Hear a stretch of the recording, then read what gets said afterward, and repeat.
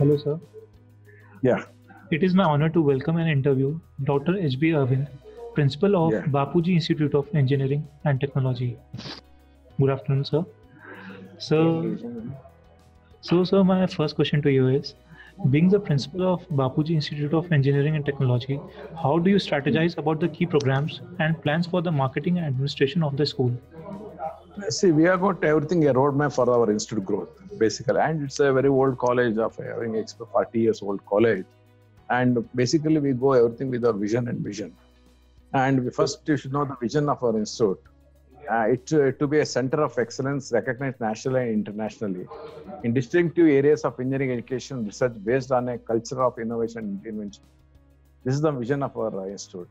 And mission of our institute is BIT contributes to the growth and development of its students by imparting a broad-based engineering education and empowering them to be successful in their chosen field by inculcating in them positive approach, leadership qualities, and ethical values. This is a mission. So the whole program is based on this vision and mission here. Certainly, And sir. ours is and ours is basically OB education, outcome-based education here. Initially, up till 2015, it was input-output based. Now we are going for OB education system. Okay, so that's great. Yeah. So, And sir, basically, I'll give the infrastructure of how it works here. okay, So basically, we have got 10 UG departments are running here. Out of 10 UG departments, we got deans for each department here. We got HODs of and as well as deans here. HODs, we have got professors, associate professors, and assistant professors. This is the pattern of the teaching process here.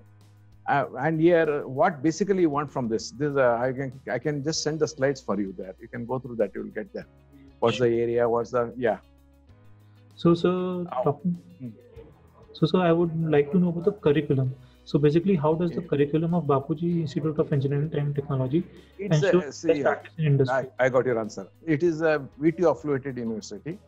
We go to the curriculum as per the VTU norms here. Only as per the guidelines given by VTU, we should go on the curriculum as per the VTU rules and regulations. Certainly, We sir. cannot, VTU means Visual Technical University rules and Yes. regulations.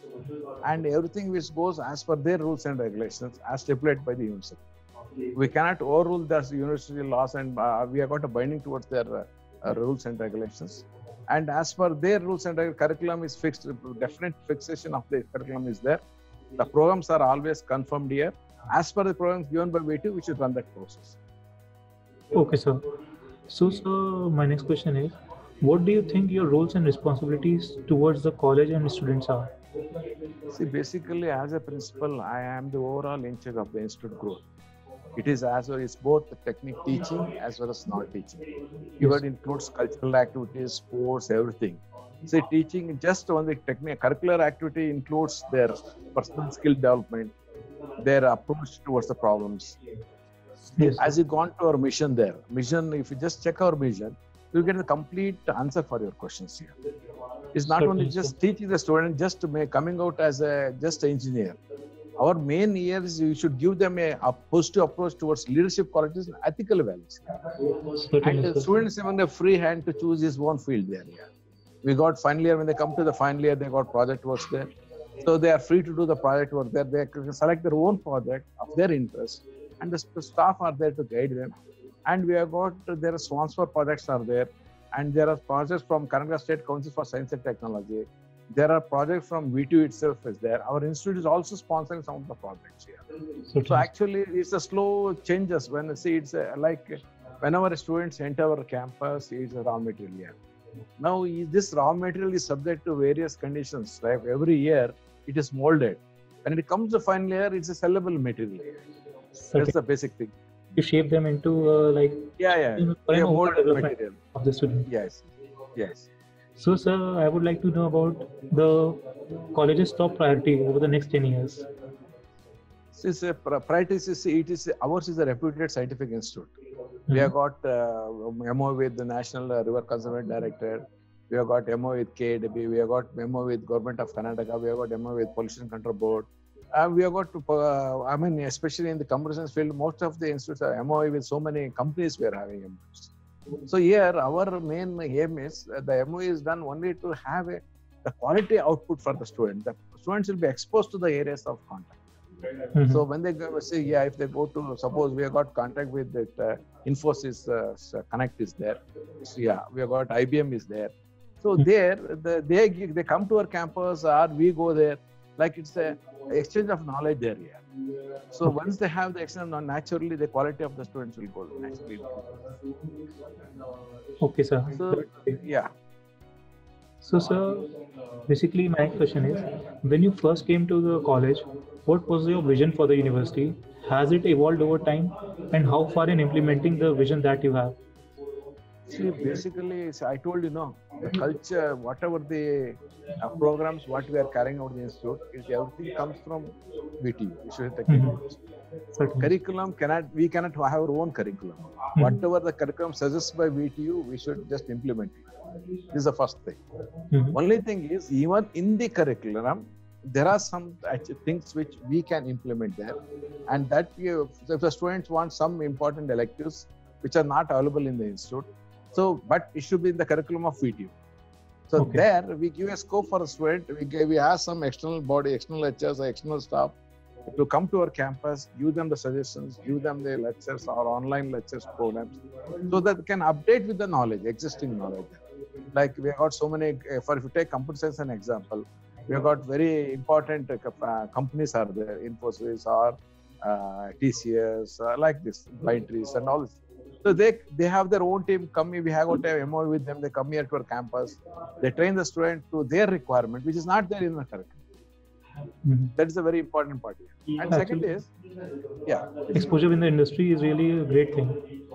yeah. Second thing is, our India Council for Technification, they call regularly some of the important scheme project like RPS, Mod Ropes, right? And there are so many grants from DST, VGST, and even where we ask our students to apply for this. And through the staff, we modify them so how to apply for the projects and what are the problems are involved in the projects and what's the time requirement to fulfill the projects and what are the financial constraints that they're coming across. So these are the basic things they learn when they do the project, students. So probably I feel when they come to the 7th semester, they get in the shape, proper shape of English. Okay. Actually, that's really good, sir. So, what would you like people to know about the college that they might not know? See, that's what I'm telling you now. See that basically I told you they are raw materials. They come in very raw. Yes, sir. So slowly when they come to the first year, they study the basic things, right? So slowly we put them to different labs. They get slowly modify themselves. And finally, when they come to semester, when they got exposed to this project work, they get the shining outlook. And finally, they say some knowledge. I don't say they're 100% knowledgeable persons, but their thing is, as they get exposure, their knowledge goes on. Curriculum is there, which gives a basic idea for their survival. Using the basic idea here, our aim is to teach them the basics here. So what is the curriculum given VTU doesn't give, may not suit to the existing world here. See, the technology is changing in such a fast range that cannot be every day. You cannot go and change the curriculum. Curriculum changes once in 4 years. But once in 4 years, a lot of changes you can see in the technology. So suppose today's curriculum may not match with the coming curriculum, right? Technology and curriculum are not going together. Curriculum changes once in 4 years, but technology is upgrading every year. So that imbalance, what we are doing is we are giving the basic thing for the students. As students gets exposure only through project works and some of the innovative works which are the major companies have interaction with the member company, MOUs with the major companies and their campus connect. And after they get the placement, they naturally get adapted to that changes technologies. Okay. So, what do you see as the college's greatest strength? See, basically, any college strength is the students, Agree. Without students, I think, yeah. So they are the strength of us. Okay. So, sir, I would like to talk about the challenges. What are some of the biggest challenges you see for both for higher education in general and for Bapuji Institute of Engineering and Technology specifically? See, the major challenge what we are facing this year is a pandemic, and a lot of problems we are facing. There are no students in the campus. Everything should be done online here. So once the online process, we cannot transfer the technology 100% to the student here. So I feel that some gap will be generated when even if the first year student, we are doing online classes. I don't know how much it goes to his mind. If he's in the class with the student, or if he's outside with just hearing online class, I don't know how much the knowledge has been transferred to him. And there is no method to check it. And we don't have, last year we didn't have offline exams. Now probably this semester we may go for offline exams. And I don't know what is the performance in their offline exam. There's a major challenge for them. So because they are out of campus for almost 8 months now. And probably if you go for next month an offline exam, I don't know what is the impact of that online exams, online classes on their offline examination. So this is the biggest challenge now we are facing now. So, and second is the output of the students. Now the final year students, when they come to the final year, so without proper knowledge, they have missed in online classes because they got labs are there. We are doing virtual labs. I don't know how much knowledge they will transfer through virtual labs also. So this is a major concern here for this academic year, 2020. But this impact may take place for 2021 also. So we are worried about the quality of the output in the year 2021. Okay. That's the major concern for. This applies to all higher education system also. Certainly. It may be engineering, medical, or whatever it may be. This pandemic has got a lot of impact on the higher education system for 1 year. Certainly. So this is something new which we are facing, and we need to calibrate according to it. Yes. That we don't know the impact. Probably once we get the analysis of the results after January, only thing is we can start updating on that, how to work on that, depending on the results, their performance.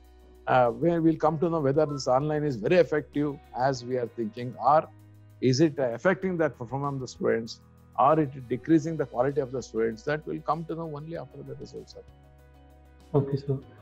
So, any suggestions you would like to give to the current youth and aspiring students? So basically, youth this time, what basically I see in the youth is they are becoming more careless nowadays. Only thing is they are not worried about the future. They take it for granted now.